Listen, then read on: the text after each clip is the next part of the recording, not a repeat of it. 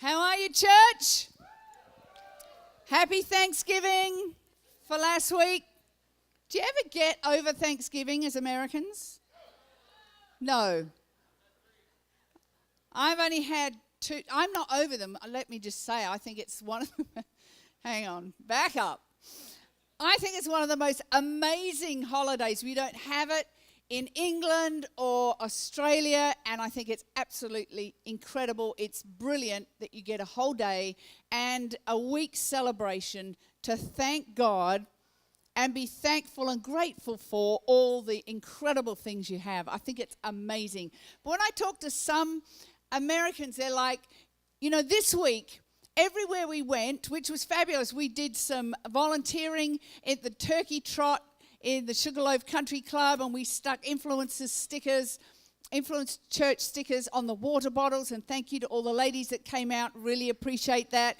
Yes, give yourselves a good clap. And we had a little moment there just to go round the room and share and just say what we were thankful for. And then at our Thanksgiving dinner, we did the same. And in our family, we did the same. And I was somewhere else this week, and we did the same.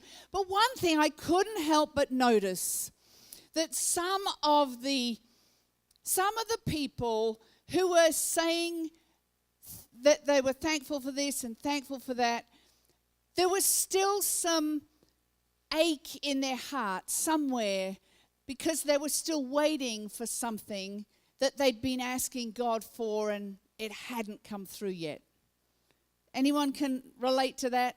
You know, at the top of my list for my thankfulness this week was thanking God for an incredible husband, a wonderful husband. And I have put some photos. Look, there he is, because I'm really missing. My husband is in Australia. He's just gone for 1 week. He gets back tomorrow night. And he's been doing incredible things. He's been sharing with the church in Australia an incredible new vision. We're building a new auditorium further out on the land near the road, so it's more road, accessible. You can see it easier from the road.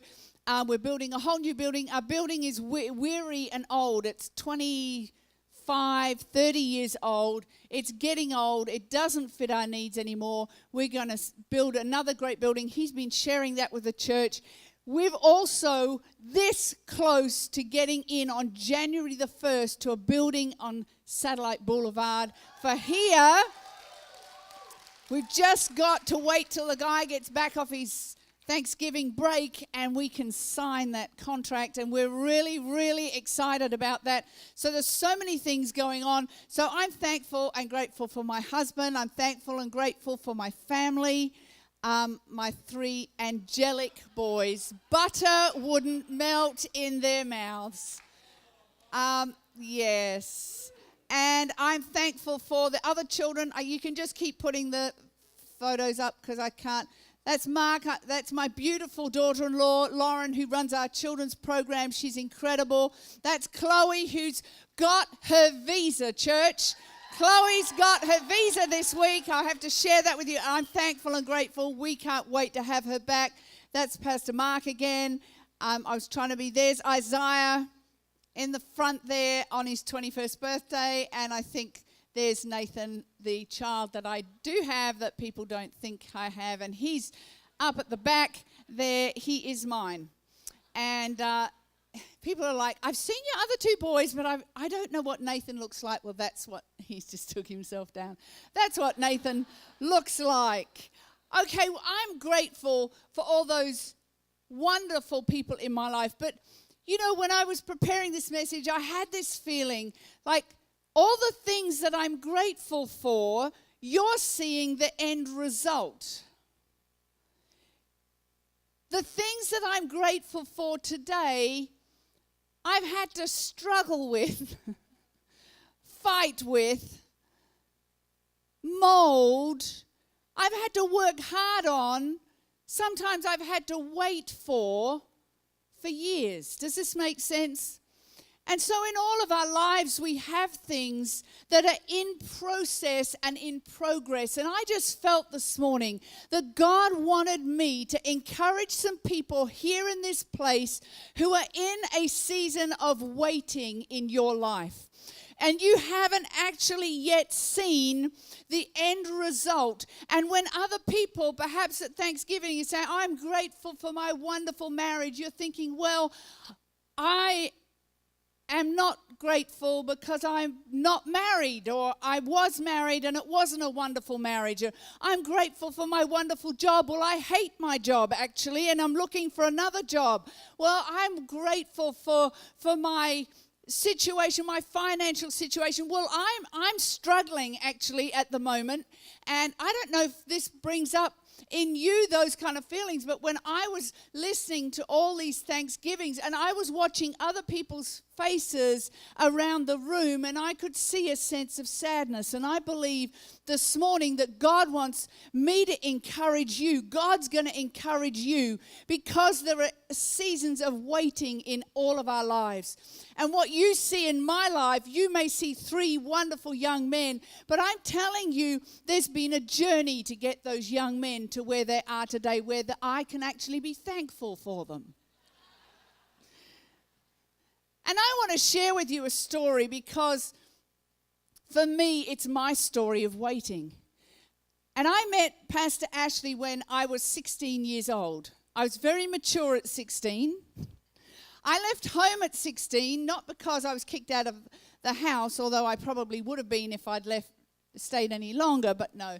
I left home at 16 years of age, moved to the city because I was from the country, and I started my nursing degree, and I started cooking for myself, cleaning for myself. I lived with my older sister. We did everything for myself.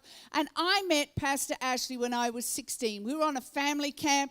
My sister and I were walking towards the dormitory, and there was a group of boys. I think there's 3 of them. I only noticed one. And he had the most gorgeous blonde hair, blue eyes, cheeky dimples, and a sporty figure. And I looked at him. I said to my sister, oh, the boys are gorgeous. And my sister was horrified. She nudged me. She said, Jane. She also met her future husband at that camp, I just want to say. So here's this angelic young creature in front of me with shining blue eyes and dimples, and I was like immediately attracted. We found out that we were staying in the dorms opposite each other. So every time I went to my dormitory, this is how times have changed. It was one massive shed like this, and there was only like vinyl plastic up between the dorms, and there was a group of young girls here and a group of young guys there, and oh, they trusted us so much. It would never happen today, but that's what happened. And I was in just behind one bit of vinyl, and there was a little hallway down the middle, and he's behind this vinyl. Every time I go to my dormitory, he mimics I hear this kind of, and all these kind of payouts. And so that I was just like, rolling my eyes, loving every minute of it. And the next time he stuck his foot out of the vinyl to try and get my attention, I grabbed his foot and pulled him off the top bunk. Then it was on. It was on for young and old. And I ended up going to a Connect group, and he was at that same Connect group. I promise you, swear I didn't know. And we became really good friends. Sort of. You see, I fell in love with him instantly, pretty much. I did not want anyone else. He, it seemed, wanted anyone else. You see, he was the pastor's kid, and he had everybody falling at his feet. Most of them were way, way more attractive than I was. And I was like, God, if he's the right one for me, you've got to show me. If he's not the right one, take this feeling away. Have you ever prayed that? I'm not sure that ever works, because the feeling is what you want. It's like, God, take this feeling. Oh, I'm still in love with him. It must be right. I was only 16. Anyway, I prayed that prayer and God didn't take it away. And I just people started to say, you should go out with Jane. Now, if you know Pastor Ashley, when someone says you should do something, he usually does the opposite. Not now, he's way more mature now, but when he was younger, that meant it was a red flag to a bull. I am not going to do. So he began to proclaim loudly and broadly that she's ugly. I would never go for her. I wouldn't even, are you serious?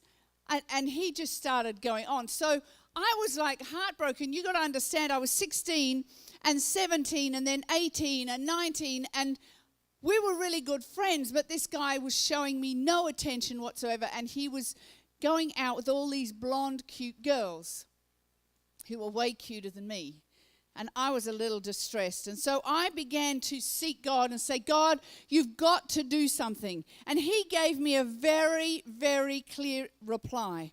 It's in Psalm 27, verse 13 to 14. This is what he said. This is the word he gave to me when I was saying, God, I need you to do something. Talk to me. Is he the right one?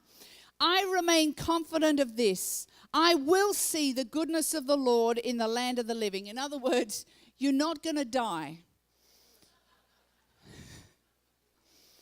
Wait for the Lord. Be strong and take heart. Wait for the Lord. Now, you've got to understand something. You might like that verse. That, for me, was the equivalent of, I'm dialing God, I'm calling God. God, I need your help. God, where are you? God, give me direction on this. God, I'm starting to get frustrated. God, you don't understand. I've already waited 4 years. God, what are you doing in my life? God, this is excruciating. I don't know what to do. And this is the equivalent. Hello, you've reached God. He's not available to take your call right now. But if you'll wait in a line, he'll get to you just as soon as he's ready to. That's why I'm like, are you serious, God? What are you doing to me? What are you doing to me? And I could not believe it, that God was just putting me on pause. And he said, Jane, you need to wait. Now, to wait for the Lord means to remain in your present circumstances or environment until he gives further instructions. To wait on the Lord means to remain in your present circumstances until he gives you further instructions.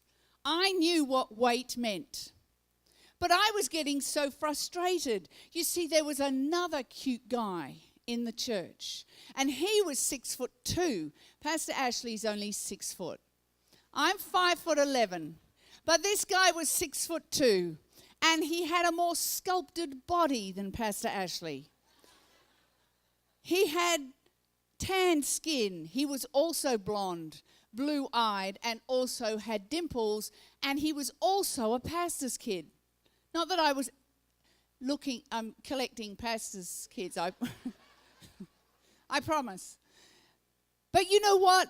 This guy was ardently pursuing me for years, for 3 of those years at least. He would come. I would be working in the church, volunteering in the church, and I'm cleaning windows, and he would appear on the other side and start cleaning. I was like, really? Anyway, he ardently pursued me. And I remember getting so frustrated at my season of waiting and saying, God, you've told me to wait, and I've waited. And I've waited long enough. Have you ever told God when long enough, when waiting is long enough? You ever said, no, that's enough? God, you've told me to wait, but I'm putting a limit on this. Well, I put a limit on that, and I said to God, that's enough. And one day, this young guy came and talked to me, and he said, you know what? If you're worried that what Ashley would think if you went out with me, I just want to let you know that I asked for his permission to go out with you. And this is what he said. You can have her, mate. She's a dog. Now, don't hate your pastor. He was only young and foolish at the time. That was it. Something snapped in my brain. Boys don't ever say that. I did look a little bit like his dog, though, I must have to admit. Yeah, his little puppy dog eyes. He always said, I've got puppy dog eyes. He likes my puppy dog eyes. Trying to dig you out of this. All right. So he said, you can have her, mate. She's a dog. So when this guy told me that, I was like, right, that's it. And I said, yes, I'll go out with you. He did a funny dance around the church foyer. I should have been a bit worried about that right there, but I was so mad at the time. Do you know what preceded was 3 months, 3 of the most miserable months of my life? You see, God had spoken to me very clearly. You're on hold. Just wait. And I had stepped out of that, and I knew as soon as I said, yes, I'll go out with you, I felt something shift off my life. I felt something lift, like the favor of God, the blessing of God, literally lifted off my life. And I managed to live like that for 3 long months of torture. Not because this guy was a bad guy. He actually was a really nice guy. But because I was in disobedience and because I'd stepped outside of what God was wanting to do for my life. You see, in a season of waiting, we are frustrated. In a season of waiting, we can't understand what's going on. In a season of waiting, our perspective is on ourselves. In a season of waiting, we're just so frustrated and we just can't wait to move forward. But God has a plan for us in the season of waiting. There's so many things that He wants to teach us in the season of waiting. And I want to tell you a few of them this morning. Waiting gets you ready for the next step. You see, God has a great plan for us, but sometimes we put our own plan, our own interpretation on the plan God has for us. And you know what? I was pretty sure that I was meant to marry Ashley. I was almost certain of it. And yet I felt like I was ready at 17, 18, 19 to marry this gorgeous blonde man. But God said to me, no, there's some things I need to do in your life. God needed to do some house cleaning in me. And in a period and a season of waiting, God does housekeeping in us. Because I tell you, I was sarcastic. Now I'm putting the dirt on me. I was very sarcastic. I could cut you in half with my tongue as easy as look at you. I actually enjoyed it. I'm English. You've got to understand, English humor is crazy. And the Australians weren't quite as quick. And I would be able to just get them. I was impatient. I was one of the most impatient people you could ever meet. I am a person of action. I hate sitting doing nothing. If something needs fixing, fix it. If you need to get something, then go get it. If you need to do something, then jolly do it. I'm not one of those people that just wait around and do. I'm always wanting to do action. And God had to put me on hold and say, I want to teach you patience. I want to get rid of your sarcastic tongue because it is not good when you're going to be a pastor, Jane.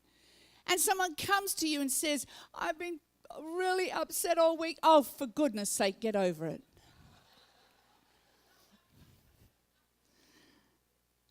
I was impulsive. I would act and then think later. I was independent, fiercely independent. Do you know what I was like? When guys would take me out, and it didn't happen very often. It's true. I was a late bloomer. Anyway, as guys would take me out and they would go to open the car door for me, I actually said this once to a guy. What are you doing? I've got 2 hands. I can open my own car door. Okay. All of those things will be very destructive in a relationship. So I had to get ready myself for the step that God wanted to take me on next. Waiting allows God's perfect plan to be put in place first. You see, I'm not the only one that needed to change. Pastor Ashley really, really needed to change too. He's a year younger than me and was way more immature. And he had things that God was dealing in his life. Sometimes, we can push things to happen prematurely and then end up with a disaster. If we don't learn to wait in that season where God is doing something in our lives. When Moses saw the oppression of the Israelites, the children of Israel, when he went out from the palace that day and he saw what was happening to his people, Moses prematurely went up and killed somebody because he felt he was called to deliver his people, and he did something prematurely, and God had to take him into the desert for 40 years until the king of Egypt died and God could put his plan into place with a much humbler and wiser Moses. And I want to tell you, God is doing the same thing in your life.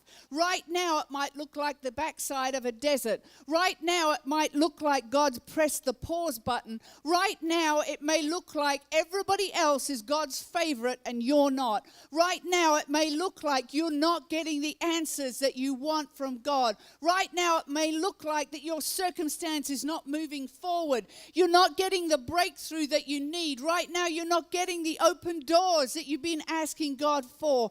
And I feel to encourage you this morning that in this season of waiting, God wants to do something incredible in your life. He wants to transform you. He's trying to transform the circumstances and put his plan into place. Isaiah 64 verse 4 says this, For from old no one has heard nor perceived by the ear, nor has the eye seen a God beside you, who works and shows himself active on behalf of those who earnestly wait for him. Did you hear that? Who shows himself active on behalf of him who earnestly waits for him.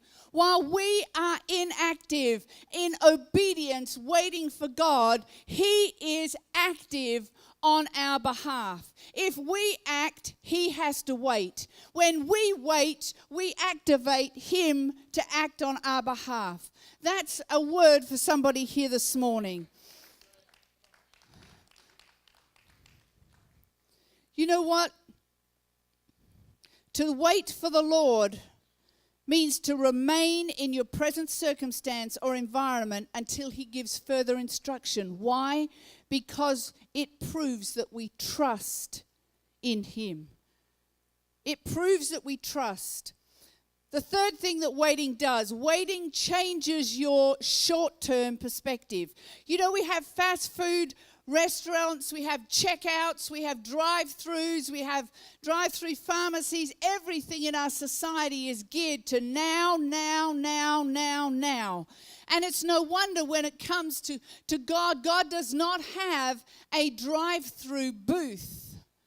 He doesn't. He wants to do things in our lives. You and I both know, if you compare a meal you get at a fast food restaurant and a meal that you get at a 5-star restaurant that you may have had to wait 44 minutes for, exactly 44 minutes, 40 minutes for, which meal is going to be the best?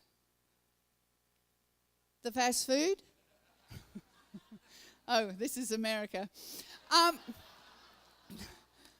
Clearly, the 40-minute meal. If you have to wait for something, it's always better made. It's always better quality. It's the same in our lives. Psalm 27 verse 14 says, wait for the Lord, be strong and take heart. Be strong and take heart actually means have courage, be bold, be alert, wake up. In other words, waiting for God actually causes your heart to be stronger. It creates character in you. It creates a sense of trust in you. It creates something deeper in you, because when you can't go forward, you get a chance to dig deeper. When you can't move forward, you get a chance to just sit and wait. And God wants to build something deep in our hearts. Understand that the benefits of this season in your life are going to last for eternity.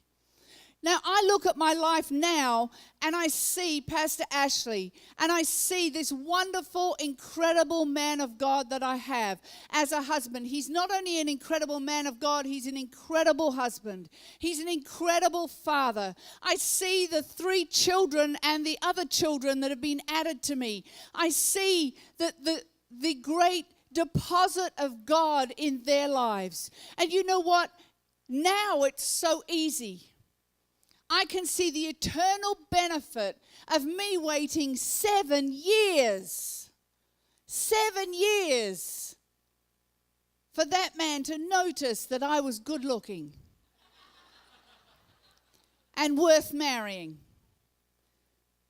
It was a long time, but now 7 years seems like nothing because of the eternal benefits that I see, because we've fathered, we've parented, we've birthed. He's fathered 3 incredible young men that are going to change the next generation of this nation, I believe. I believe that the waiting has taken my perspective from the short term. I was frustrated. I was this 17-year-old all frustrated. God, you don't understand me. And he's like, oh, please. He must have got so sick of my whinging. Do you understand what you do? Like, he can see the whole thing, and he's like, you're pathetic, in a nice way. He can talk to me like that because I understand that I really am pathetic sometimes. We're all pathetic at times. But if we submit ourselves to the waiting process and don't get impatient, we will see the eternal. God is trying to take us from short-term thinking to long-term thinking, to eternal thinking, to deep character thinking. The 4th thing and the last thing, waiting is meant to shift your perspective onto God. It says, wait on the Lord. So many of us are waiting on a job. We're waiting on financial circumstance to change. We're waiting on our boss to change. We're waiting on that man or that woman to come into our lives. So many of us are waiting on circumstances, and as we're waiting, that's where our focus is. But Psalm 27 says, wait on the Lord. Wait on the Lord. The first thing we need to be clear about is who we're actually waiting on in this season. Isaiah 40 verse 31 says this. We all know this verse. But those who wait for the Lord, or wait on the Lord, some other translations say, who expect and look for and hope in him, shall change and renew their strength and power. They shall lift their wings and mount up close to God as eagles, mount up to the sun. They shall run and not be weary. They shall walk and not faint or become tired. Waiting on God increases your strength. Waiting on your circumstances causes you to get weary and grow tired. Where are your eyes focused on in your waiting? When we wait on God, we actually exchange our weariness and we renew our strength and power for the journey. Waiting gets us out of the driver's seat. There's something completely out of control about waiting.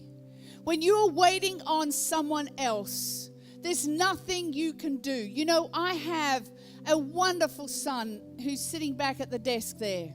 He only has one pace. He's only had one pace his entire life. And it's slower than my pace. And so often, as when he was a little child, I'd be waiting for him. And it's so frustrating because there's nothing you can do. That person's just not going as quick as you want them to. I remember saying to Nathan once, Nathan, hurry up. I was so frustrated with him. And he burst into tears. He said, I am hurrying. And I said, no, darling, that pressure you're feeling is all on the inside. It's not coming out.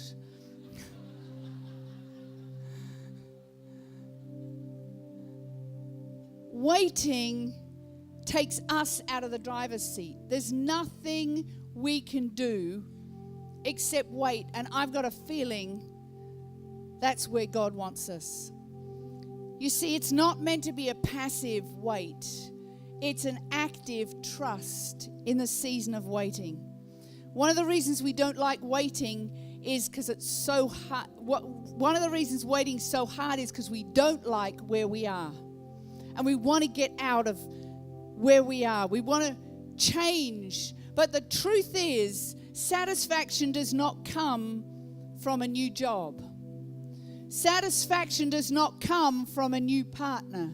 Satisfaction does not come from changed circumstance or financial freedom. Satisfaction comes from a peace that is found within. I want to read to you a poem that is one of my favorite poems, and then we're just going to break up into groups and pray for those people that are here this morning that may be in a season of waiting. And we're just going to love on one another and support one another and pray through that. But I want to read you this poem first. When I first met Christ, it seemed as though life was rather like a bike ride, but it was a tandem bike. And I noticed that Christ was in the back helping me pedal.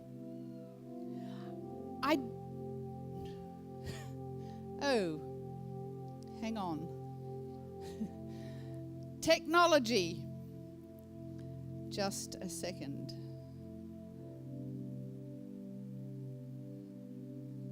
It's a good poem. It's worth waiting for, I promise. It's a season of waiting. All right, I'm not going to touch this silly thing. When I first met Christ, it seemed as though life was rather like a bike ride, but it was a tandem bike, and I noticed that Christ was in the back helping me pedal. I don't know just when it was that he suggested we change places, but life has not been the same since. When I had the control, I knew the way. It was rather boring but predictable. It was the shortest distance between 2 points. But when he took the lead, he knew delightful long cuts, up mountains and through rocky places at breakneck speed. All I could do was hang on. And even though it looked like madness, he said to me, pedal. I was worried and anxious and asked, where are you taking me? He laughed and didn't answer. And I started to learn to trust. I forgot my boring life and entered into the adventure. And when I'd say, I'm scared, he'd lean back and touch my hand. He took me to people with gifts that I needed, gifts of healing, acceptance, and joy. He said, give the gifts away. So I did. The extra baggage, too much weight. So I did. I gave them to the people we met. And I found that in giving, I received, and still our burden was light. I did not trust him at first in control of my life. I thought he'd wreck it. But he knows bike secrets. He knows how to make it bend to take sharp corners, knows how to jump to clear high rocks, knows how to fly to short and scary passages. And I'm learning to shut up and pedal in the strangest of places. And I'm beginning to enjoy the view and the cool breeze on my face with my delightful, constant companion, Jesus Christ. And when I'm sure I just can't do anymore, he just smiles at me and says, pedal. You know, there are people here today who need to get that poem and post it around the house. There are people here today who are in a season of waiting. And God is saying, I don't want you to lose heart. I don't want you to just have a today perspective. I want you to understand and have an eternal perspective.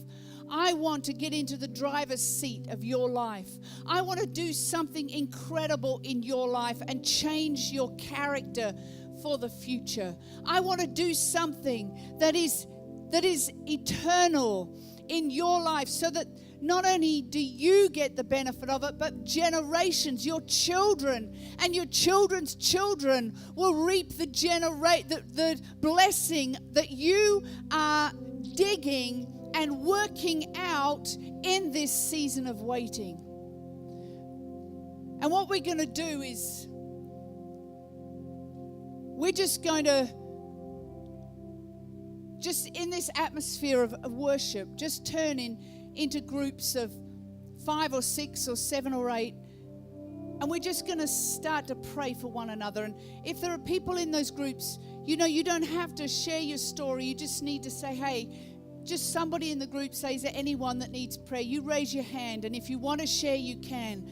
And I want the group to just begin to pray and minister, because I believe that God wants to encourage you this morning. He wants to encourage you and get you to a place where you leave here going, you know what?